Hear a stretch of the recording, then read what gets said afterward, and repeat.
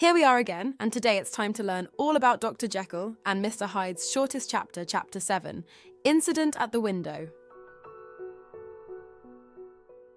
This is the last chapter in which Stevenson ramps up the suspense and tension of the novella before Jekyll's world comes crashing down in Chapter 8. In it, we witness the horrific moment in which Jekyll loses complete control over his transformation into Hyde, beginning his physical deterioration right before the eyes of Enfield and Utterson. The reaction of the observing pair, too, is discussed in detail by Stevenson, once more accentuating the power of silence and secrecy in Victorian society. This chapter can be dealt with rapidly. Let's get back into it. In Chapter 7 of Dr. Jekyll and Mr. Hyde, Mr. Utterson and Mr. Enfield pass by Dr. Jekyll's house, reflecting on the supposedly final disappearance of Mr. Hyde. They stop to observe the building, and Utterson expresses concern for Jekyll's well-being. Spotting Jekyll through a window, they engage in conversation, but Jekyll appears distressed and refuses their company.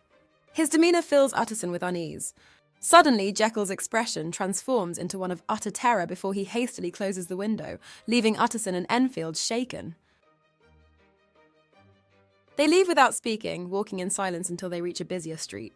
Utterson, visibly disturbed, expresses a plea for forgiveness, while Enfield responds with solemn agreement, both deeply affected by the encounter.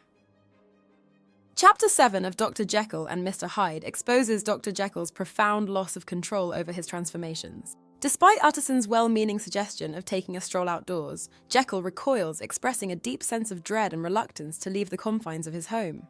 This reluctance underscores the extent to which Jekyll has become a prisoner of his own creation, with Stevenson using his physical confinement to mirror his psychological entrapment and the way in which Hyde has wrested control from Jekyll.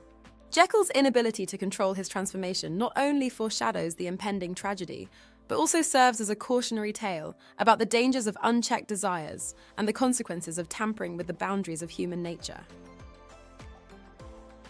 What Utterson and Enfield witness at Jekyll's window is clearly extremely disturbing, so much so that Stevenson does not even dare to describe what the pair have glimpsed. Their reactions, however, may be rather shocking to a reader.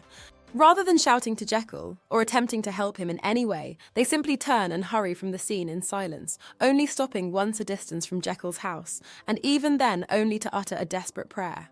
Silence then, once again, becomes a source of secrecy and repression in this scene, as a moment of absolute shock is squashed beneath the weight of wordlessness.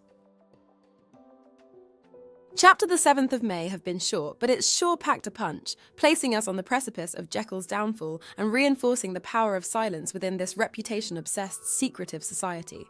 We explored Chapter 7 of Dr. Jekyll and Mr. Hyde, focusing on Dr. Jekyll's profound loss of control over his transformations and the unsettling reactions of Mr. Utterson and Mr. Enfield.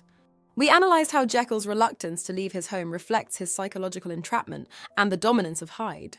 Additionally, we discussed the shocking and silent reaction of Utterson and Enfield to witnessing Jekyll's transformation, highlighting the themes of secrecy and repression in Victorian society. These elements collectively ramp up the suspense and tension, setting the stage for the impending tragedy in the subsequent chapters. Next time we see each other, we'll be diving into the final sequences.